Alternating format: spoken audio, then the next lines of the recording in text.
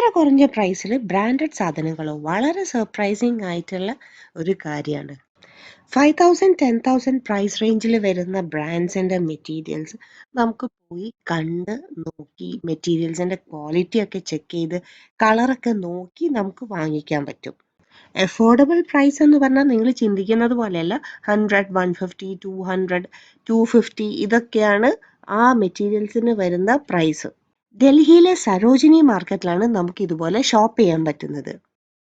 ഇന്നത്തെ എൻ്റെ വീഡിയോ എൻ്റെ ബക്കറ്റ് ലിസ്റ്റിലുണ്ടായിരുന്ന ഒരു ഡെസ്റ്റിനേഷനിലേക്കാണ്. ഞാൻ കുറേ കാലമായിട്ട് ആഗ്രഹിക്കുകയാണ് അവിടെ പോകണമെന്ന്. ഒരുപാട് യൂട്യൂബ് വീഡിയോസ് കണ്ടിട്ടും പിന്നെ ഒരുപാട് പേര് പറഞ്ഞു കേട്ടിട്ടും അവിടെ പോകണമെന്ന് എനിക്ക് ആഗ്രഹം ഉണ്ടായിരുന്നു. ഡൽഹിയിലെ സരോജിനി മാർക്കറ്റ്. ഞാനിപ്പോൾ സരോജിനി മാർക്കറ്റിന്റെ മുന്നിലാണ് നിൽക്കുന്നത്. രാത്രിയാണ്. അപ്പം ഇത് ഗേറ്റ് നമ്പർ 2 to 4 ആണ്. ഒരുപാട് ഗേറ്റ്സ് ഉണ്ട് സരോജിനി മാർക്കറ്റിലേക്ക് എൻ്റർ ചെയ്യാനായിട്ട്.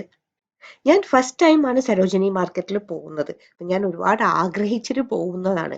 അപ്പോൾ പോകുന്ന സമയം മഴയായിരുന്നു. അവിടെ ആകെ ചളിയായിട്ട് ഇങ്ങനെയുള്ള ഒരു ടൈമായിരുന്നു.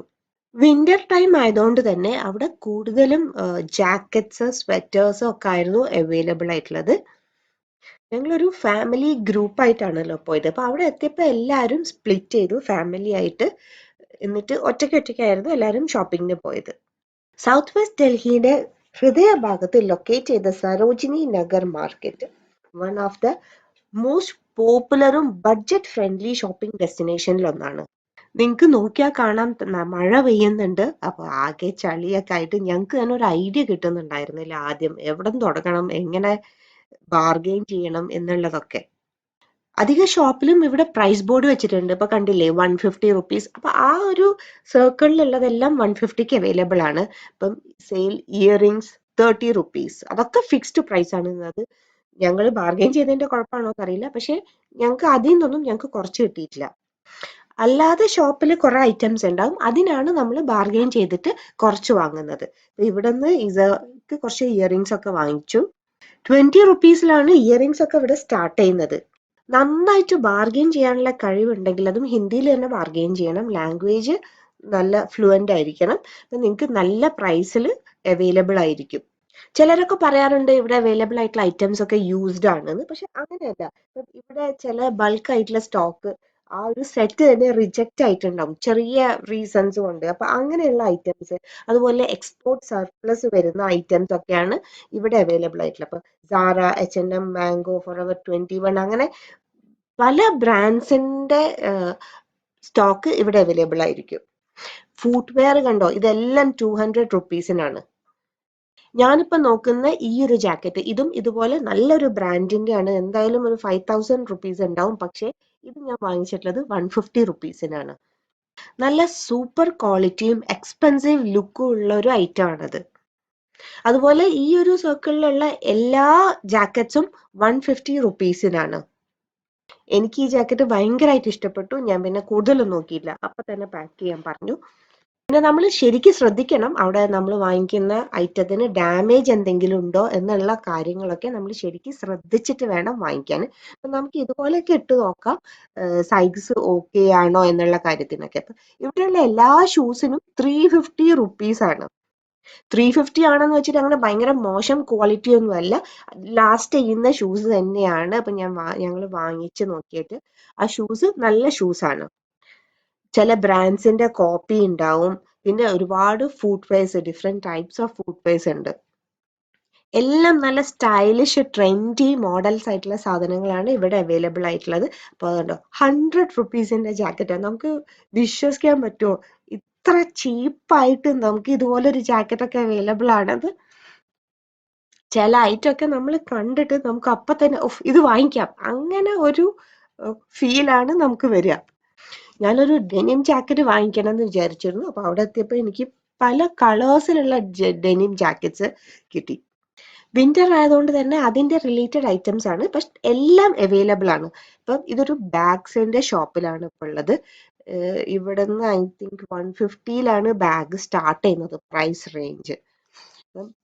എല്ലാ കളേഴ്സിലും പല മോഡൽസിലും ഡിഫറെന്റ് ബ്രാൻഡ്സിന്റെ കോപ്പി ആയ ബാഗുകളൊക്കെ ഇവിടെ അവൈലബിൾ ആണ്. നിങ്ങൾക്ക് നോക്കിയാൽ തന്നെ കാണാൻ പറ്റും. നമുക്ക് ഇവിടുന്ന് ചൂസ് ചെയ്തെടുക്കാം. പിന്നെ നമ്മൾ നോക്കുമ്പം നന്നായിട്ട് ശ്രദ്ധിച്ച് നോക്കണം. അതിന് ഡാമേജസോ ചെറിയ ചെറിയ പ്രോബ്ലംസോ ഒന്നും ഇല്ലാന്ന് നമ്മൾ നോക്കി ഉറപ്പ് വരുത്തിയിട്ട് വേണം എടുക്കാൻ. പിന്നെ പറഞ്ഞു കേട്ടിട്ടുണ്ട് ഇവിടെ നമ്മൾ പറ്റിക്കപ്പെടാനും ഒരുപാട് ചാൻസസ് ഉണ്ട് എന്നുള്ളത്. നമ്മളിങ്ങനെ ഓരോ ഷോപ്പിൽ കയറി ഇറങ്ങുമ്പോഴും ഇങ്ങനെ ഓരോ സാധനങ്ങൾ വാങ്ങിച്ച് ശരിക്കും ഞങ്ങളുടെ കയ്യിൽ കുറേ ബാഗ്സ് ആയിരുന്നു. അങ്ങനെ ആ ബാഗ് വെക്കാനായിട്ട് നമ്മൾ അവിടെ നിന്ന് വേറൊരു ബാഗ് വാങ്ങിച്ചു. ഏറ്റവും ഫണി ആയിട്ടുള്ള കാര്യം എന്താ വെച്ചാൽ ഈ ബാഗ് ഞങ്ങളുടെ കൂടെ വന്ന എല്ലാവരും വാങ്ങിച്ചിട്ടുണ്ട്. എല്ലാവരും പല പ്രൈസസിനാണ് ഈ ബാഗ് വാങ്ങിച്ചത്. അപ്പം നമ്മൾ ബാർഗെയിൻ ചെയ്യുന്നത് പോലെ ഇരിക്കും നമുക്ക് അവൈലബിൾ ആയിട്ടുള്ള പ്രൈസസ്. അപ്പം മോന്റെ കയ്യിലുള്ള ആ ബാഗ് നിറയെ ഞങ്ങൾ വാങ്ങിച്ച സാധനങ്ങളായിരുന്നു സരോജിനി മാർക്കറ്റിൽ. സരോജിനി മാർക്കറ്റിലേക്ക് വരുന്നവർ ശ്രദ്ധിക്കണം, മൺഡേ ക്ലോസ്ഡ് ആണ്. ഇപ്പൊ Tuesday to Sunday 10 AM to 9 AM ആണ് ഓപ്പൺ ചെയ്തിട്ടുള്ള ടൈം. ഇതാണ് ഗേറ്റ് നമ്പർ 3. ഇതിന്റെ ഓപ്പോസിറ്റ് ആയിട്ടാണ് മെട്രോ വരുന്നത്. ഞാൻ എൻ്റെ ക്യാമറ ഒന്ന് തിരിച്ചിട്ട് നിങ്ങൾക്ക് കാണിച്ചു തരാം കറക്റ്റ് ആയിട്ട് ഇവിടുന്ന് മെട്രോ എവിടെയാണ് ഉള്ളത് എന്നുള്ളത്. വാക്കിംഗ് ഡിസ്റ്റൻസേ ഉള്ളൂ ഇവിടുന്ന് മെട്രോയിലേക്ക്. അപ്പൊ അതുകൊണ്ട് സരോജിനി മാർക്കറ്റിൽ വരുന്നവർക്ക് ഈസിലി ആയിട്ട് വരാൻ പറ്റുന്നത് മെട്രോ ആണ്. ദാ ആ നേരെ കാണുന്നതാണ് മെട്രോ സ്റ്റേഷൻ. ഷോപ്പിംഗ് കഴിഞ്ഞ് നേരെ മെട്രോയിലേക്ക് പോകും. അതിന്റെ മുന്നിൽ തന്നെ മൊമോസും പബ്സും ഒക്കെ അവൈലബിൾ ആയിട്ടുള്ള ഷോപ്പ് ഉണ്ട്. ഈ കാണുന്നതാണ് ഡൗൺ ടൗൺ ബിൽഡിംഗ്. ഇത് നിങ്ങൾക്ക് ഒരു ലാൻഡ്മാർക്ക് ആയിട്ട് കൺസിഡർ ചെയ്യാം.